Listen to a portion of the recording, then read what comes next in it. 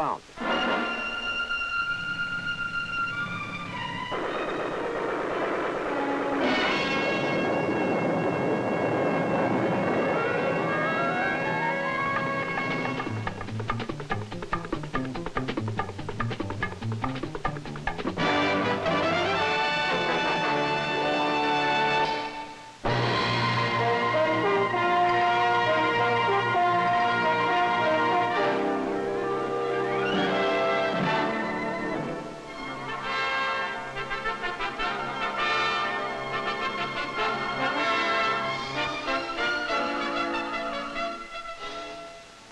I'm Sergeant Major Woods, your host for this issue of The Big Picture.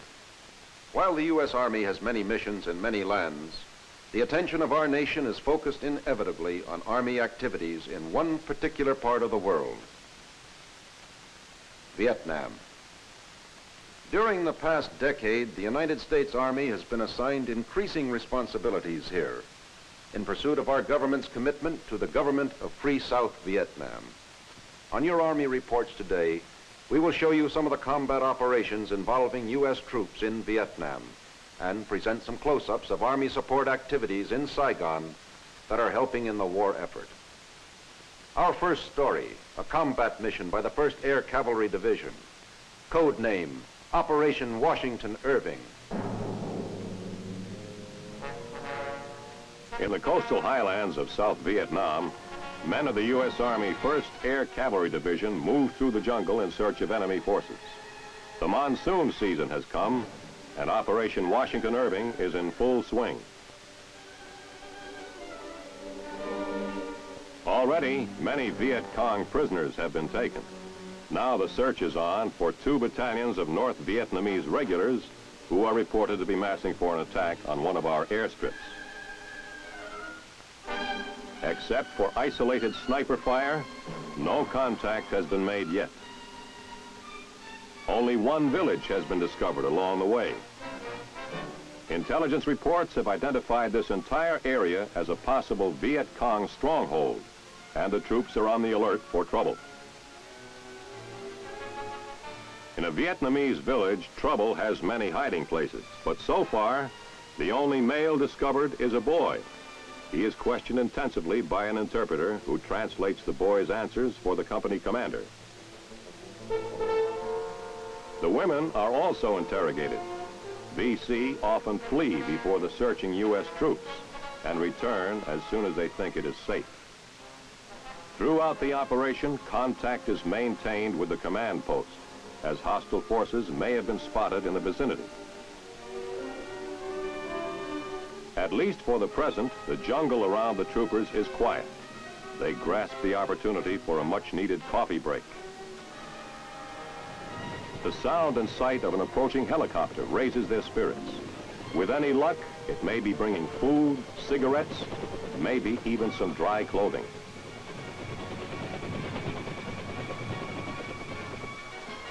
The helicopter has brought food, mail, cigarettes, and other assorted items. And enough dry socks to go around. Out here, even that GI coffee tastes good. The Vietnamese jungle isn't famous for its creature comforts, but the men do the best they can. A clear afternoon before the monsoon rains start up again provides an opportunity for drying things out. Time for hot chow, also brought in for the men by helicopter. In the quickly shifting jungle war, Army field kitchen facilities follow the troops wherever possible. The order comes to move out. Ahead, the troopers will meet up with the enemy. When the battle is over, the troopers will count 270 enemy dead, 60 captured, and 200 prisoners suspected of collaborating with the Viet Cong. An important Army activity is to aid Vietnamese troops in their fight against the Viet Cong. In the southern Delta country, members of the 21st Infantry Division, Army of the Republic of Vietnam, move in force against VC positions. The U.S. Army Aviation Battalion provides air support for Operation Dan Chi. The Delta country of South Vietnam is the scene of an intensive campaign by Vietnamese Ranger troops against Viet Cong forces in the area. Helicopters of the U.S. Army 13th Aviation Battalion provide direct air support, transporting the men to their destination in Operation Dan Chi.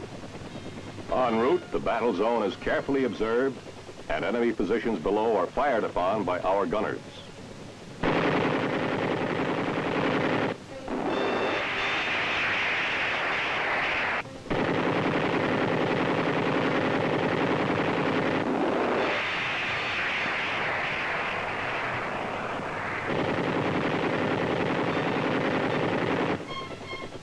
Rangers are landed in a rice field near the forest, where the VC have strong concentrations of men and arms.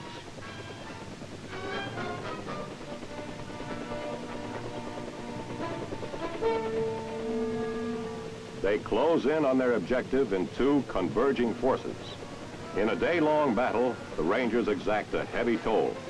Armed U.S. helicopters which block escape routes add to enemy casualties. After the battle, the South Vietnamese troops are flown back to their camp, and results of the conflict are evaluated. The attack has broken up several established enemy training and staging areas. The Rangers have taken many prisoners, including 55 members of an elite Viet Cong guerrilla force.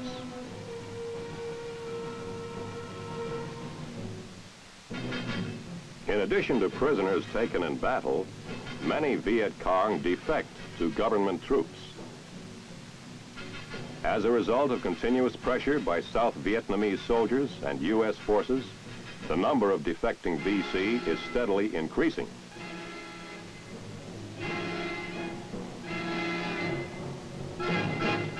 Women, too, are among the defectors.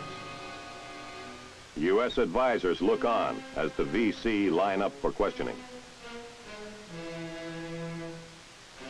A careful watch is kept over the prisoners as these troops of the Republic of Vietnam bring their campaign to a successful conclusion. 1 week later, at headquarters of the 13th Aviation Battalion, Commander of U.S. Forces in South Vietnam, General William C. Westmoreland, comes to present an award to the unit for its remarkable role in supporting the Vietnamese Rangers in the Delta campaign. General Westmoreland and the battalion commander troop the line.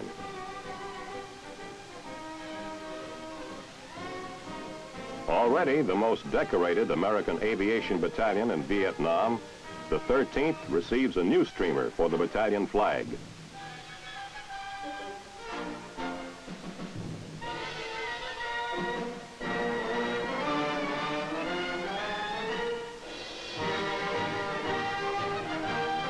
A citation is awarded for extraordinary heroism and professional skill in support of Operation Dan Chi.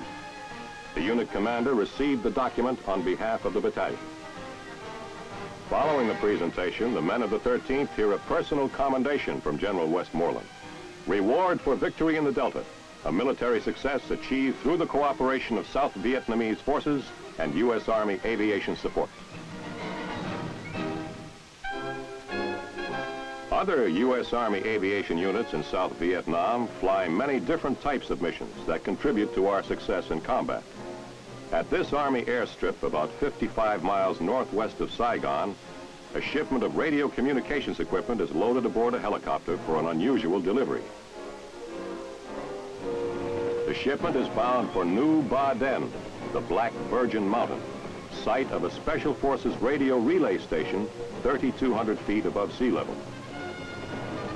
The summit where the American outpost is located is the highest point in the area, but visibility is often poor.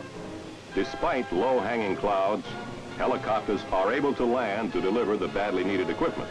Except for our camp, the mountain is controlled by the Viet Cong, and all supplies and personnel must be brought in by airlift.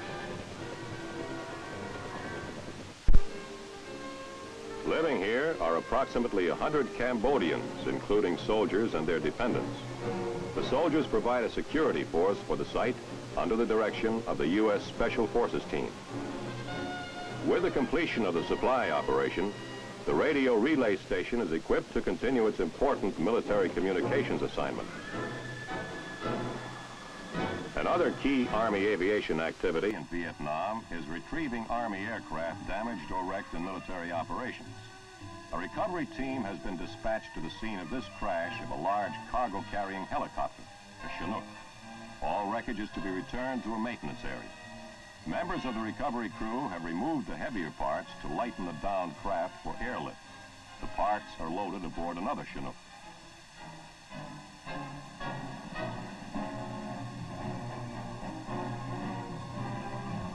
Components too large for loading are lifted from the wreckage and carried below the recovery aircraft by a heavy cargo sling suspended from a hydraulically operated hoist.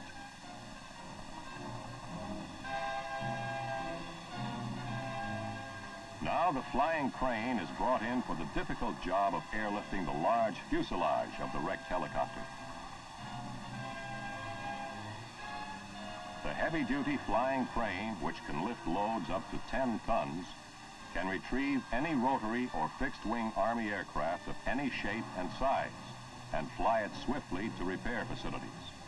Salvaging of costly equipment in operations like this one is a procedure that aids the Army's economy program.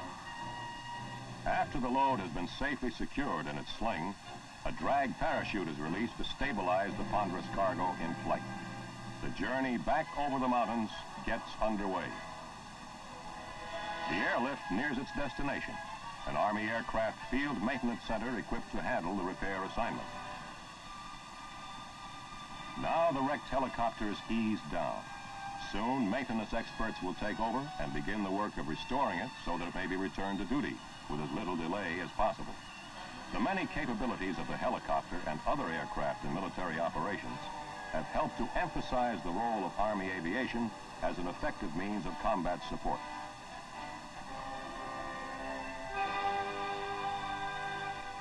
Wherever soldiers do battle, provision must be made for tending the wounded. In Vietnam, the Army nurse serves the combat soldier on many fronts. From the swamps and rice paddies of the Delta to the jungle regions of the Central Highlands. While Army nurses seldom make the headlines, they are all VIPs, very important persons, to the men who are in need of their help.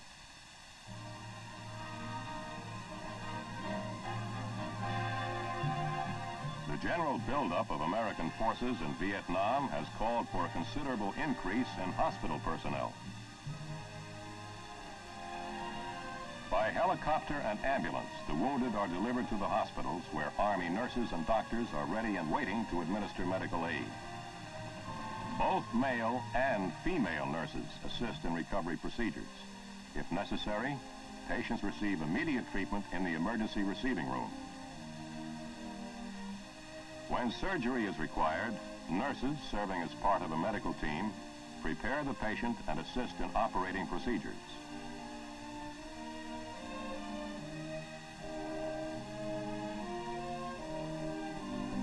In the recovery room or in the ward, nursing duties range from routine bed care of the patient to medical treatment requiring specialized skills.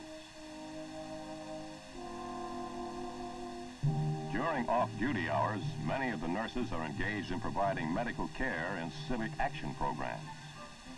Another off-duty project is the buildup of this orphanage near Saigon. Here, nurses and doctors alike devote spare time to organizing various activities. Recently, they have helped repair and repaint the children's living quarters and provided medication and clothing. The staff of the orphanage stages an impromptu entertainment for the nurses and doctors. The children show their appreciation with a dance pantomime entitled The Funeral of a Mouse. The activities of Army nurses in Vietnam are extensive and varied. This highly trained chief nurse at the 3rd Field Hospital is also a bit of an architect. Here she looks over blueprints for a new intensive care ward, which she helped design and which is now under construction.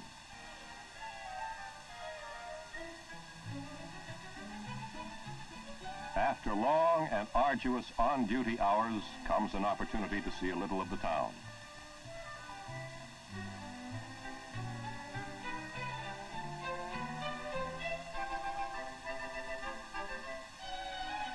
Window shopping is the same anywhere in the world. And despite the war, Saigon displays its share of modes and fashions. The sights and sounds of the colorful city provide a novel and interesting experience.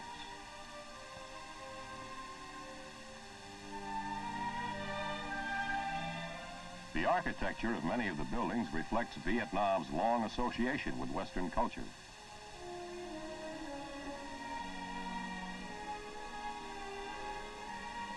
Next stop, the rooftop terrace of the U.S. Army Officers Club, which offers an exciting view of the city. Pictures are taken for the folks back home as the girls who've had a busy day prepare to wind up their afternoon's excursion. Some of the girls may spend their afternoon at the Post Exchange Beauty Parlor, where Milady the nurse goes for the works.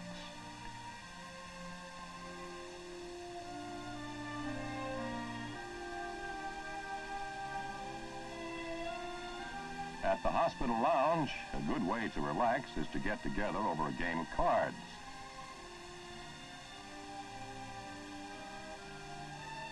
After the game, of course, there'll be a chance to catch up on the latest gossip. And what's an evening without at least one long session on the telephone? There are always letters to be written to friends and relatives back in the States. For the girl who likes to curl up with a good book, there are plenty available from the nearest Special Services Center. Even the U.S. Army goes along with romance, as this Army nurse is given time out for wedding bells. Before a group of well-wishing friends, the marriage takes place in the 3rd Field Hospital Chapel.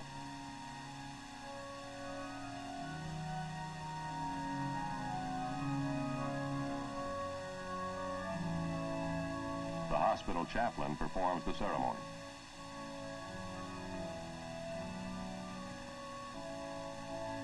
Both bride and groom are assigned to the hospital staff, which makes it an all-Army affair, with all the trimmings.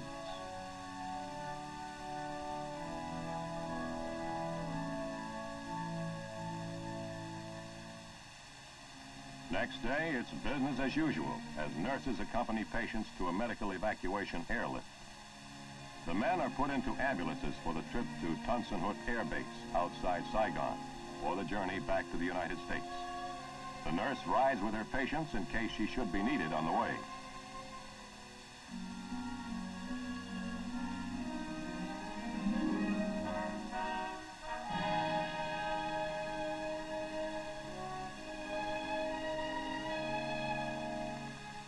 At the airfield, she helps supervise the loading of the patients onto the aircraft.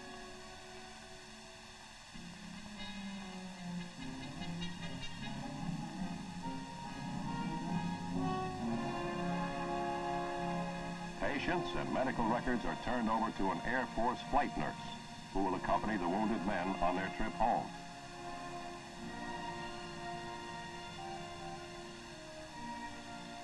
In a demanding and often dangerous assignment, these women serve in the finest traditions of our armed forces.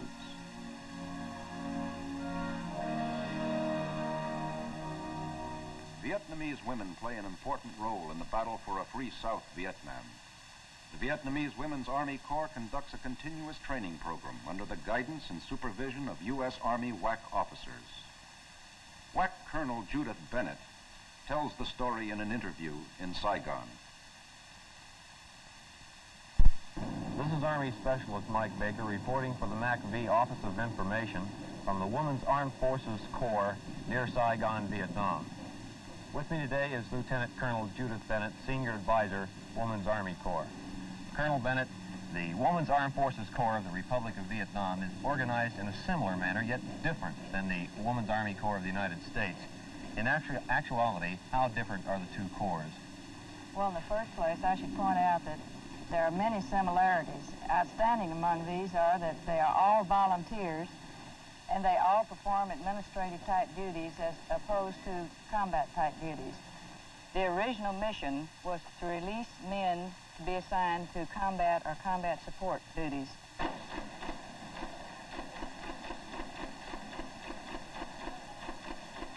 We have both both basic training and officer training in country now. Both activities have been established since the new Corps was formed the 1st of January 1965.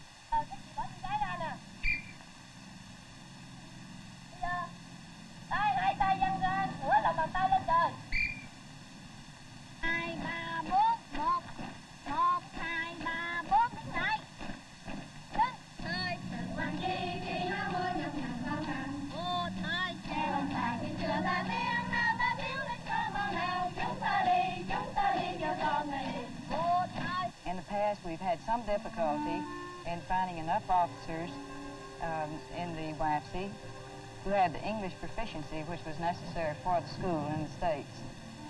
We do not anticipate that problem in the future since we do have a number of hours in English in our officer candidate class. My name is Irene Mason. My name is Alvin Mason. Oh, yes, I know you. Oh, yes, I know you. Oh, yes, I know you. Oh, yes, I know you. Who is that over there? Who is that over there? The welfare workers are a rather unique area that the WAFCs work in. These women work with the dependents of the soldiers. The Vietnamese allow their dependents to go down to regimental level. And while the soldiers are out on operations, these WAFCs see that the dependents are taken care of.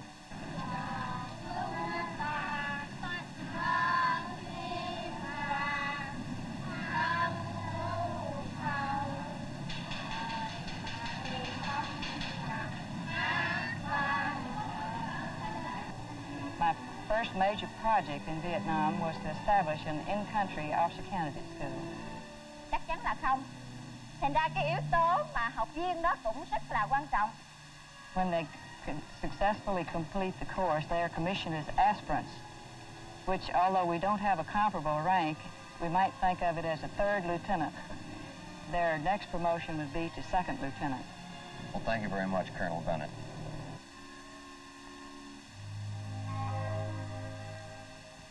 During the night of 7 October 1966, an artillery battery of the 173rd Airborne Brigade moved from its base camp to a defensive position near Da Nang, replacing a Marine unit which had been ordered to another area. This on-the-spot film record of Battery B is a vivid documentary of the sights and sounds of an artillery fire mission. This is a U.S. artillery compound near the coastal city of Da Nang.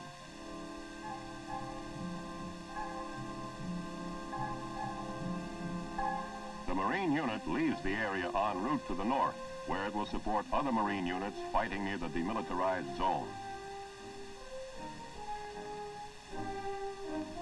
The Army Artillery Battery moves in, positioning its howitzers. The men and their guns were flown in from their base the preceding day and made the last leg of the journey by convoy.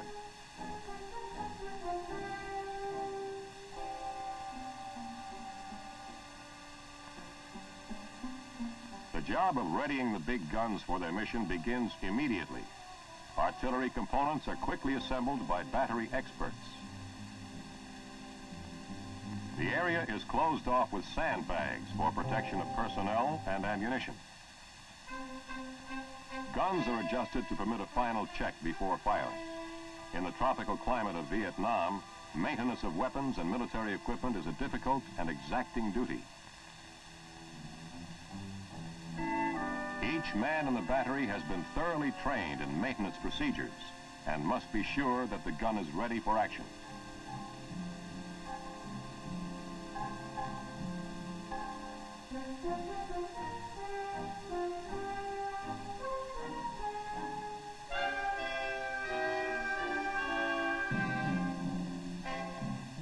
Behind sandbag emplacements, the Fire Direction Control Center for the battery has been set up. Now, a call is received from a forward artillery observer giving information for the fire mission. Grid coordinates are recorded, along with other information given by the observer.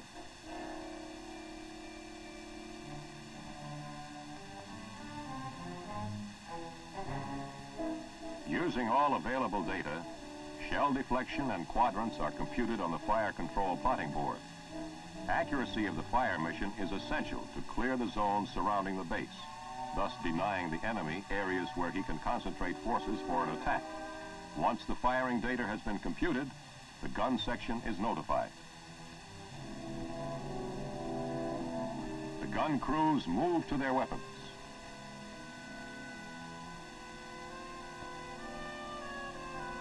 Howitzer shells are prepared for firing.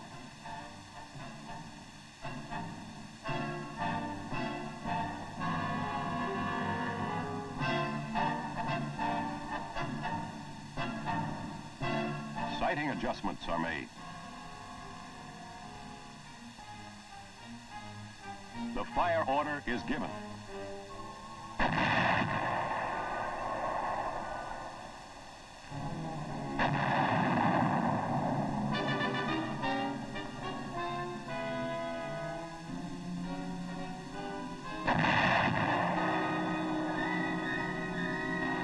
Reports are received that all enemy objectives have been hit. The fire mission is successful. It's all in a day's work for the men of Battery B, whose motto is, shells on target.